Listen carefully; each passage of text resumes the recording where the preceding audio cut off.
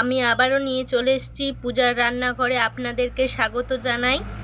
আবার আজকে একটা নতুন রেসিপি নিয়েছি।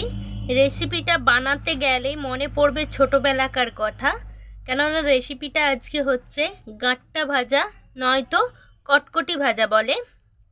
আমি এই রেসিপিটা তৈরি করার জন্য একটা বড় পাত্র নিয়ে নিয়েছি।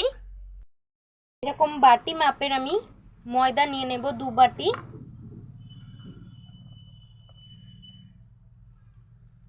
তো মাপটা ভালোভাবে রাখলে জিনিসটাও পারফেক্ট ভালোভাবেই হয়।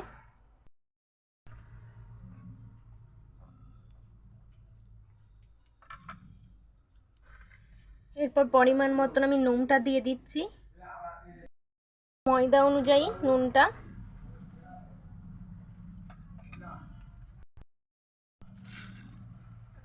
চার চামচ চিনি দিয়ে দিচ্ছি, মিষ্টি অনুযায়ী দেবেন।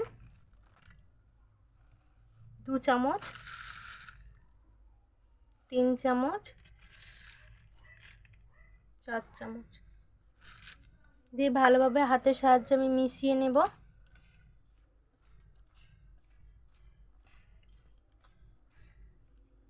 তো ময়ানটার জন্যে সাদা তেল অ্যাড করব।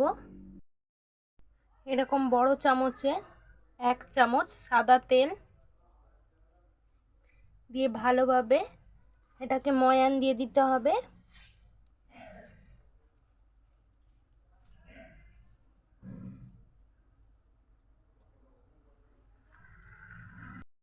ভালোভাবে ময়ানটা দেওয়ার পর কিছুটা কালো জিরে দিয়ে ভালোভাবে মাখিয়ে নেব।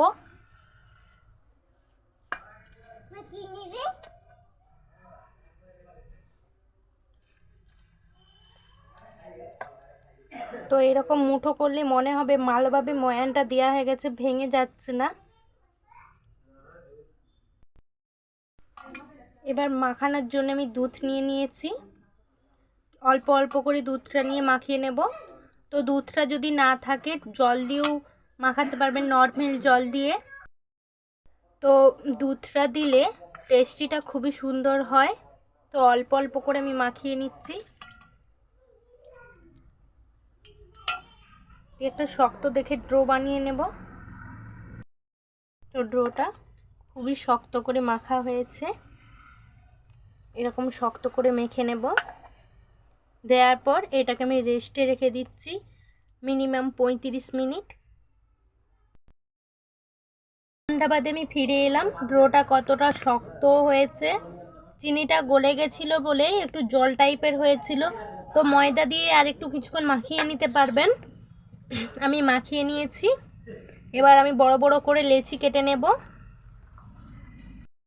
এরকম বড় বড় করে আমি লেচি কেটে নিয়েছি। এরকম সাইজটা রাখতে হবে লেচি। তো লেচিটা ভালোভাবে আমি কেটে নিয়েছি। এবার বেলনির সাহায্যে বেলে নেব। আমি লেচিটা বেলে নিয়েছি। এরকম লেয়ারটা রাখতে হবে, খুবই মোটা করে লেয়ারটা রাখতে হবে। আমি একটা ছুরির সাহায্যে কেটে নেব।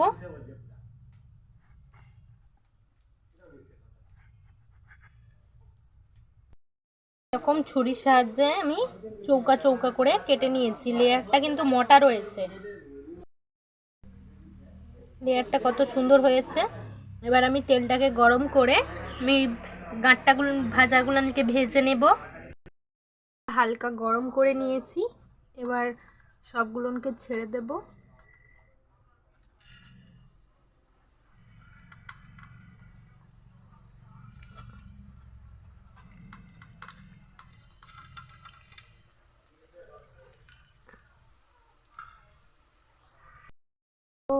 একটু আঁচটা বাড়িয়ে দিয়েছি। ভালোভাবে এগুলোকে লাল করে আমি এপাশ এপাশ করে ভেজে নেব। এরকম লালচে করে আমি ভালোভাবে ভেজে নিয়েছি। এরকম লালচে টাইপের করে নিতে হবে। তো লো আঁচে ভাজবো, না হলে ভিতরটা কাঁচা রয়ে যাবে, লাল হয়ে যাবে কালারটা। তো এবার আমি নামিয়ে নিচ্ছি। নামিয়ে নিয়েছি। কত সুন্দর শক্ত হয়েছে। এটা গরম গরম আছে, আমি জুড়িয়ে নিয়েছি। তো কত সুন্দর শব্দ হচ্ছে। এরকম গাঁট্টা ভাজা আমরা দোকানে ছোটোবেলায় অনেকই খেয়েছি। তো আপনাদের বাড়িতে বাচ্চাদেরকে খাইয়ে খুব খুশি করতে পারবেন। তো ঝটপট আপনারাও বাড়িতে তৈরি করে নিন। আপনারা আমার প্রথম থেকে শেষ পর্যন্ত ভিডিওটা দেখার জন্য অনুরোধ রইল। তো সাবস্ক্রাইব করতে ভুলবেন না, লাইক কমেন্ট শেয়ার করবেন। তো কমেন্ট করবেন যে কেমন আমার ভিডিওটা লাগলো। আমি আবার অন্য ভিডিও নিয়ে আসবো। এখন আমি ভিডিওটা শেষ করলাম।